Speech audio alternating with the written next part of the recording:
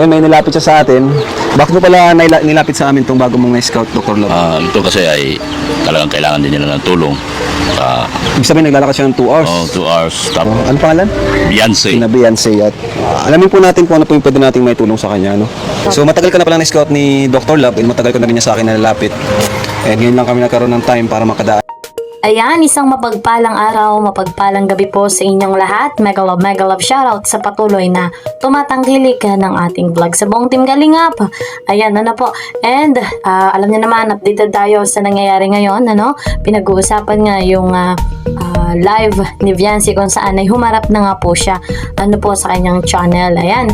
So sa pagkakataong yon ay ating nalaman ano na nabanggit nga daw po ni Nanay Hansel na hindi nga daw po sila ang lumapit sa Kalingap kundi ang Kalingap nga daw po ang lumapit sa kanila. Ano? At nakakalungkot dahil parang mas lalong nagiging ungrateful sila. Ano po? At kung pakiisipin natin, nakakadismaya para po sa side ni na Kalingap Rob, ni na Kuya Val, yung ganong nalaman natin. Ano po? At dito sa ating ipapakita ko sa inyo, babasahin no. Pero bago ito, ano guys, nabanggit din natin yung tungkol dun sa sinabi ni Nanay Hansel na ang Kalingap nga daw po lumapit sa kanila. Oo, lumapit po si Kalingap Rob mismo kasama si Dr. Love na kung saan ano guys, ay si Dr. Love pasensya na kayo guys, si Dr. Love mismo ang lumapit kay Kalingap Rob. Maraming beses na nga daw po at hiningi niya ng tulong na matulungan etong si Viancy, ang kanyang pamilya. Malinaw yan para mas maniwala kayo, paniwalaan niyo ito dahil ito guys, panoorin niyo po muna ang video ito. Kalingap Rob, siyempre huwag niyo pong kalimutan si Kuya Val Santos Matubang kung saan nagmula po tayong lahat ng Kalingap. Yan, lahat po tayo nagmula kay Kuya Val.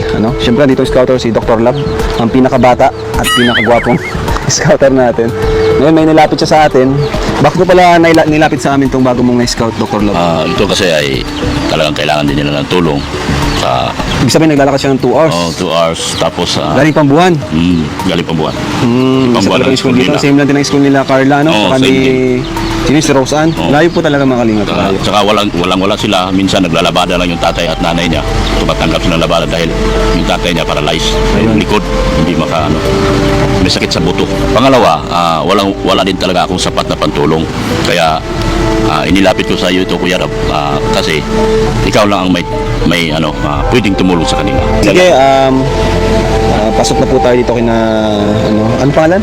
Beyonce. Kina Beyonce at alamin po natin kung ano po yung pwede nating may tulong sa kanya, no? So, tara mga Kalingap, samahan niyo po kami. So, ito po yung bahay nila, no? Tao po. Yan, nandito si Beyonce, oh. Beyonce, pwede bang malagay mo dyan sa damit mo? So, ayan, Beyonce. Bago ang lahat, ako pala si Kuya Rob, Kalingap Rob. Kilala mo ko na? Kilala mo kami? Ito po, medyo... Hindi ko po kayo Ha? Ano? Kilala po. Kilala. Ayun. So, di tayo masyado magpapakilala, So, matagal ka na pala na-scout ni Dr. Love and matagal ka na rin niya sa akin nalalapit. And ngayon lang kami nagkaroon ng time para makadaan dito, So, ayan, kumusta naman Beyonce dito sa bahay niyo? Kumusta? Pwede bang ikwento yung pakilala ka sa akin at sa mga viewers? Ako po ay isang lang po. Dalaga pong nagpapasok po sa Pambuan. Nung pumapasok po kami ng kapatid ko. Pag umaga po na maaga lang po ang gising namin tapos pumapasok po kami ng mga 6 po. Papunta po ng Pambuan po. Tapos paghapon po, naglalakad na po kami pa uwi ng kapatid ko. Ang bahay po namin, po. Medyo butas-butas na rin po yung buko. Butas-butas? Na rin po pag naulan. Guys, maliwanag na maliwanag, saksi tayo. Saksi tayong lahat sa vlog na yan. Napakalinaw kasama ni Dr. Love si Kalingap Rob sa pagpunta sa bahay nila Viancy. Malinaw din yung napakinggan ninyo. at hiningi ng tulong ni Dr. Love nang sa ganon ay mas matulungan pa si Viancy dahil hindi nga po kaya ni Dr. Love. Malinaw po iyan. So parang lumalabas ay nalimutan ni Viancy yung ganong pagkakataon.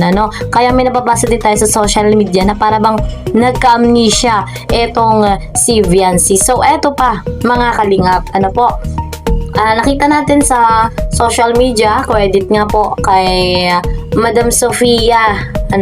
Nakita lang natin to and then ating babasahin at talagang malalaman natin ang saloobin ng mga viewers ng mga sumusuporta. Ayan, Viancy nagpakita na sa live niya at nagsalita pa ang mama niya na ang kalingap ang lumapit sa kanila para tulungan sila at hindi daw sila ang lumapit sa kalingap o kasalanan patuloy nila Rob na tinulungan sila. Lumabas talaga ang ugali ng family batalero. Imbes na magpasalamat, minasama pa ang pagtulong. So ayun credit nga po kay Madam Sofia. Ayan, thank you so much. At ayon sa mga komento, kanya-kanya din namang saloobin ito guys. So ayon sa kanila, ito sabi sa comment, one thing lang po, Nay Hansel, sabihin na natin na ang kalingap ang lumapit sa inyo.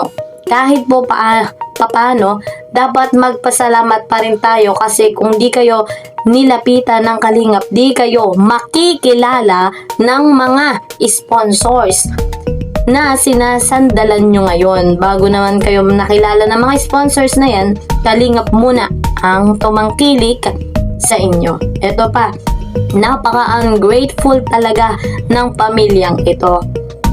Hindi sila lumapit sa inyo. Ang scouter mo ang nanikluhod na tanggapin ka para matulungan. Kapal ng first luck mo. Ayan, walang utang na loob yan. Makakabalang mukha. Binihisan nga sila at binago ang buhay nila. Wala pang utang na loob. Yang mga ito, may word kasi na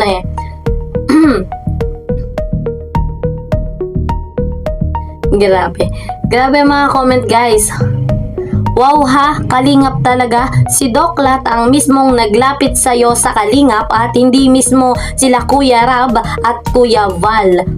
Manood kayo ng dating mong vlog. Tuwang-tuwa ka pa nga dahil natagpuan ng kalingap. May paiyak-iyak ka pa nga noon Tapos ngayon sasabihin mo ang kalingap mismo ang lumapit sa inyo.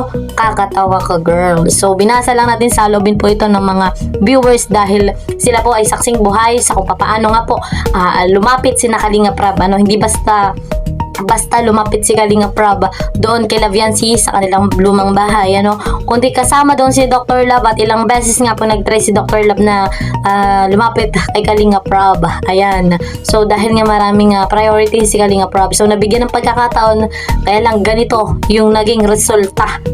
So kayo na bahala guys mga kalingap sa kung ano pa ang inyong masasabi sa ganyang kalagayan. Nakakalungkot dahil nga ang ama ng kalingap, si Kalingap Rab ay parang ganun na lang ang naibalik ng pamilya ng kabilang panig. So sa pagkakataon ito bilang solid supporters tayo ng Team Kalingap, 100% nating susuportahan si Kalingap Rab, Kuya Val Santos Matubang, and of course mga kalingap si Papa Eds. Suportahan natin yung kanyang ginagawang pag-charity, ang kanyang live. Ayan, at ako yung lingkod,